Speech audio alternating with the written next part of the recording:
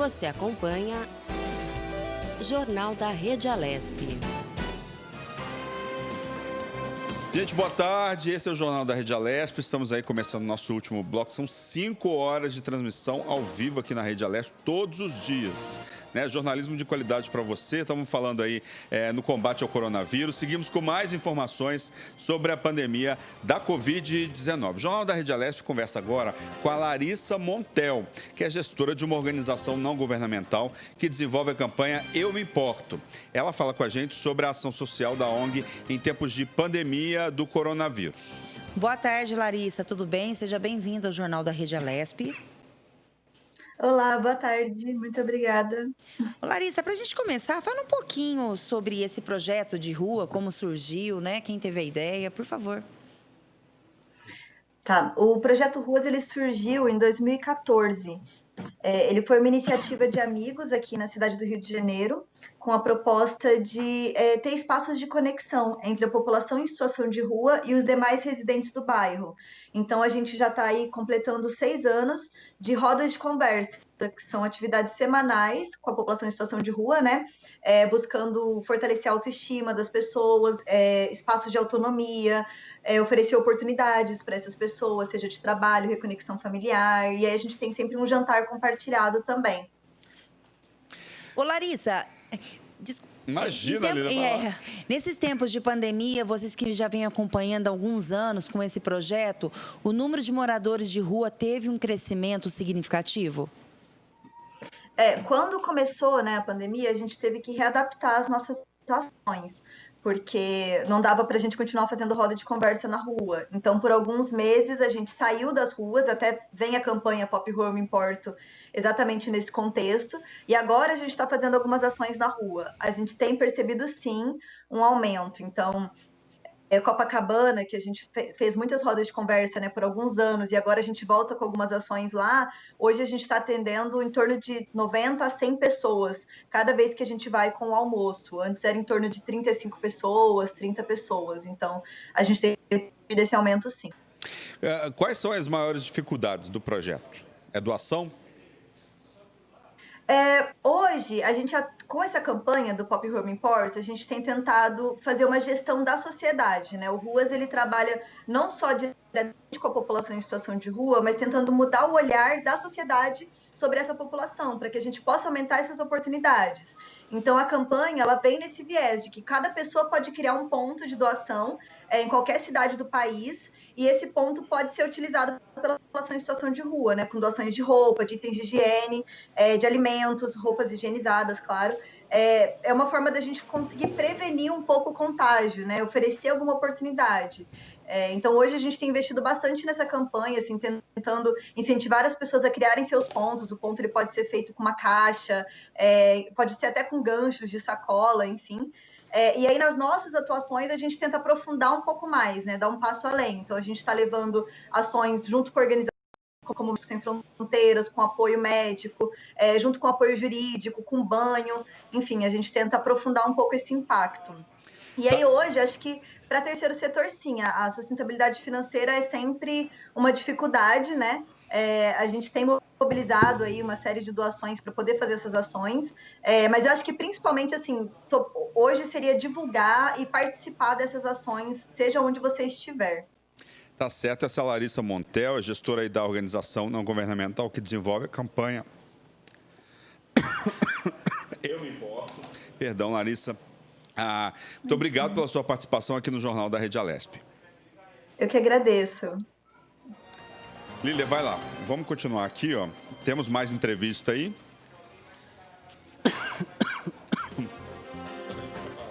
Lília, com o deputado Rodrigo Moraes. Enquanto você pergunta, eu vou tomar uma aguinha, porque tá brabo aqui. Deputado, boa tarde. Obrigada por ter aceito o convite para participar do Jornal da Rede Alesp. Boa tarde, eu que agradeço aí o convite de vocês. Deputado, eu gostaria que o senhor falasse um pouco do projeto de lei do 311/2020, né, de autoria do senhor, que é referente aos recursos financeiros de até um salário mínimo para guias turísticos em épocas de pandemia. O senhor poderia falar para a gente? Então, esse projeto que eu dei entrada, o 311/2020, esse projeto a gente deu entrada e é para conceder um benefício para os guias turísticos. Então, seria como se fosse uma bolsa por 90 dias e seria num valor aí em torno de até um salário mínimo, mas com o governo que irá, junto com a Secretaria da Fazenda, fazer essa mediação para saber o valor, né? Seria mesmo esse como... Esse projeto está tramitando ainda na CCJ e ainda não tem como fazer ainda, não está aprovado ainda, né? Sim, sim. Quais as metas e expectativas para 2020 depois da pandemia, deputado? Então, eu não entendi a pergunta. Quais são as metas, deputado? Quais são as metas para 2020? Quais são as metas de vocês? Sim, nós trabalharmos forte aí, torcendo para que a economia possa se recuperar. Nós temos aí uma tranquilidade maior para poder lidar com esse problema do vírus, né? E em breve, né, torcer, o governador fez um anúncio aí de uma vacina que está sendo testada, né? Que está começando a testar, e que possamos ter as pessoas imunizadas e voltar à nossa vida normal, né? Na opinião do senhor, como é que o senhor enxerga o enfrentamento da Covid-19 nas periferias, onde o isolamento social é muito mais difícil de controlar? Então, nós sabemos que o distanciamento é importante, mas nós temos que estar trabalhando as precauções, porque é muito difícil mesmo você pegar numa casa onde tem 5, 6 pessoas morando juntas ali e manter essas pessoas ali dentro de casa, isoladas, sendo que a gente sabe que a população, ela trabalha de manhã para poder pagar suas contas e comprar os seus alimentos à tarde, né? Então, nós sabemos da dificuldade, do problema que o vírus causa, que é sério. Sabemos que uma grande parcela será sintomática, né? Mas tem aquelas pessoas na área de risco, né? Mas tentando aí, eu acredito que da forma que o governo está agindo, colocando decretos agora de conscientização das pessoas, está usando a máscara, o álcool, né, e o distanciamento ali de 1,5 metro, 2 metros, tentar com essas medidas fazer com que o vírus não tenha força e não ganhe muito espaço junto às pessoas e a gente possa ter esse controle, né? Pode perguntar. Deputado, como é que o partido do senhor tem articulado aí campanhas de combate à Covid-19? Olha, o nosso partido tem trabalhado tanto no Congresso Nacional como aqui na Leste. Nós aprovamos aqui em São Paulo essa redução dos custos, né? Nosso partido foi unânime em aprovar para que pudesse ser revertido aí em mais leitos, hospital de campanha, em combate a essa pandemia, esse Covid. Temos também buscado junto aos municípios, né, todos aqueles nossos correligionários, vereadores e também prefeitos, também conscientizar a população nesse sentido da importância que tem de se cuidar, de se prevenir, e em Brasília com medidas de auxílio, né, sempre junto ali ao governo federal, pedindo que o governo federal tenha um olhar para os estados para a gente poder, né, buscar uma assistência para os pequenos e médios empresários, como esse projeto meu aí do guia turístico para o trabalhador informal, né, que hoje são as classes que mais têm sofrido no país. Qual que é a opinião do senhor de isolamento social, né? O combate à pandemia, a solução aí seria o isolamento social? Então, o isolamento social é uma medida recomendado aí pela OMS, é uma questão que você realmente consegue afastar as pessoas de ter um maior contágio com o vírus, mas nós temos aí também o problema econômico. Eu tenho recebido diversas ligações de pessoas em vários setores que estão passando mesmo por crises econômicas sérias, não vão conseguir retomar os seus negócios.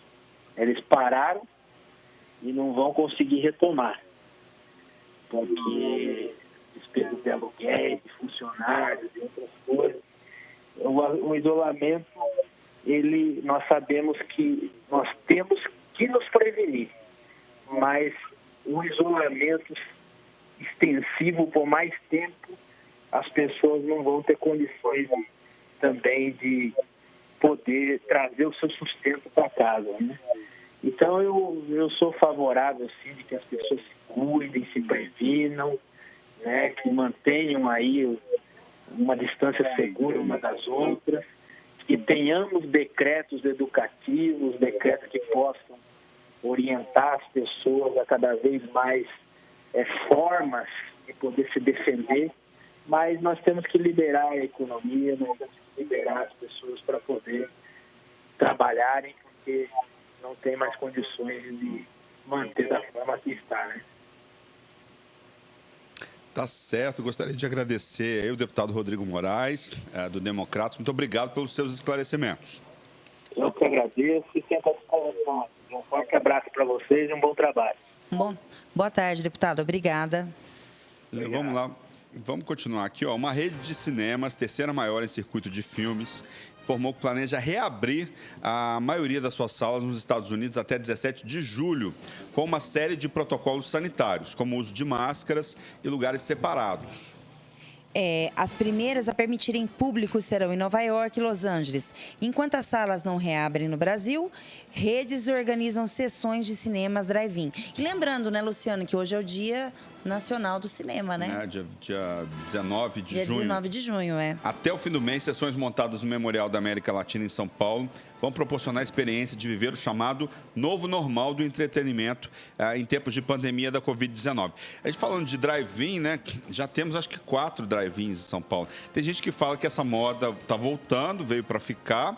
Tem gente dizendo que vai funcionar só por alguns meses e depois que voltar à normalidade, que não precisar mais de isolamento social, as pessoas vão deixar de ir a esses lugares. O fato é que já temos 4 drive-ins em São Paulo. Aqui em São Paulo.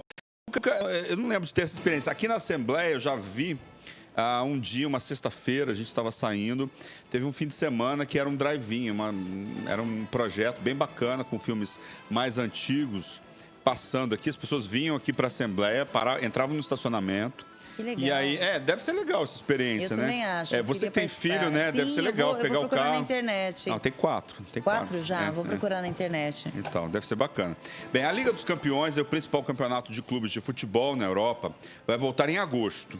Após a reunião do seu comitê executivo, a UEFA, a União das Federações Europeias de Futebol, definiu que a capital de Portugal, Lisboa, será a sede da final 8, com jogos únicos sem público das quartas de final em diante. Os confrontos da chamada Super Champions vão ocorrer em agosto. A capital portuguesa vai receber as partidas no intervalo de apenas 12 dias. As quartas de final vão acontecer dia 12, 13, 14 e 15 de agosto. As semifinais serão dias 18 e 19 do mesmo mês. E a grande final acontecerá dia 23 de agosto. Os jogos serão realizados no estádio José Alvalade, Casa do Sporting, e no Estádio da Luz, Casa de Benfica, que receberá inclusive a final. Todos os jogos serão disputados às 16 horas no horário de Brasília. Beleza, já tem programação para agosto aí, para ver a Champions e tal. Bora. Os 4 jogos que ainda restam das oitavas de final interrompidos por causa da pandemia do novo coronavírus serão disputados também com portões fechados nos dias 7 e 8 de agosto, e alguns deles poderão acontecer nas sedes dos clubes mandantes ou nas cidades do Porto e Guimarães, ambas em Portugal. A UEFA ainda vai definir esses locais nos próximos dias. Os jogos são os seguintes: Manchester City vs Real Madrid. No jogo de ida foi de 2-1 para os ingleses. Bayern e Chelsea no jogo de ida foi de 3-0 para os alemães. Juventus e Lyon no jogo de ida foi de 1-0 para os franceses. Lyon. Barcelona e Nápoles, o jogo de ida foi de 1-1. Pois é, dessa maneira, a UEFA deixou as sedes escolhidas das finais para os anos seguintes. Istambul, na Turquia, que não foi escolhida para a final 8 por motivos de logísticos e questões econômicas, receberá a decisão da temporada 2020-2021, enquanto São Petersburgo, na Rússia, ficou com a final da temporada 2021-2022. Munique, da Alemanha, receberá a decisão da temporada 2022-2023 e Londres, na Inglaterra, terá a finalíssima da temporada 2023-2024. Assim como a Liga dos Campeões masculina, a edição feminina da competição também será realizada em torneio eliminatório com jogos únicos a partir das quartas de final, nas cidades espanholas de San Sebastián e Bilbao, entre 21 e 30 de agosto. A decisão será no estádio do Real Sociedad. Você Sociedad. falou, é Bilbao, a cidade, Bilbao, e Real Sociedad. E Real Sociedad em São Sebastião, no dia 30 de agosto. Já a reta final da Liga Europa masculina terá os mesmos moldes da Liga dos Campeões, mais disputada na Alemanha. A diferença é que mais jogos por fazer e sedes, né? Agora que nem eu sei falar, Lili, ó. Duisburg, Gelsenkirchen, Frankfurt, Colônia, todas localizadas na mesma região na Alemanha. Os duelos das quartas, semifinais e final serão realizados em agosto, em jogo único entre 10 e 21 de agosto. A decisão, que aconteceria em Gdańsk, na Polônia, será realizada em Colônia, na Alemanha. A cidade polonesa será a sede da final da temporada 2020-2021 entre Inter e Getafe e Roma e Sevilha, que não fizeram a ida das oitavas de final. Aliás, Inter e Getafe, Roma e Sevilha, que não fizeram a ida das oitavas de final, terão um jogo único na Alemanha. Outros 6 confrontos vão acontecer em cidades ainda a serem definidas pela UEFA entre os dias 5 e 6 de agosto. Vai lá, Lília, vai lá. Bem, o Jornal da Rede Alesp, né, na luta contra o coronavírus, fica por aqui. E não esqueça, você quer dar a sua opinião ou sugestão sobre algum tema ou assunto, liga para a gente no nosso WhatsApp no número 011 98457 8129 e deixa aí a sua mensagem. Obrigado pela audiência, obrigado aí por assistir a gente. São 5 horas de programação ao vivo e diário, todos os dias de segunda a sexta. E bom final de semana para você. Aproveite seu final de semana aí da melhor maneira possível e fique em casa. Obrigado pela audiência e até a próxima segunda-feira.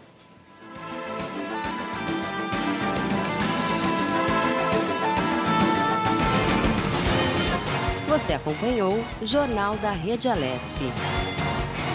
Tudo sobre o Legislativo do Estado de São Paulo.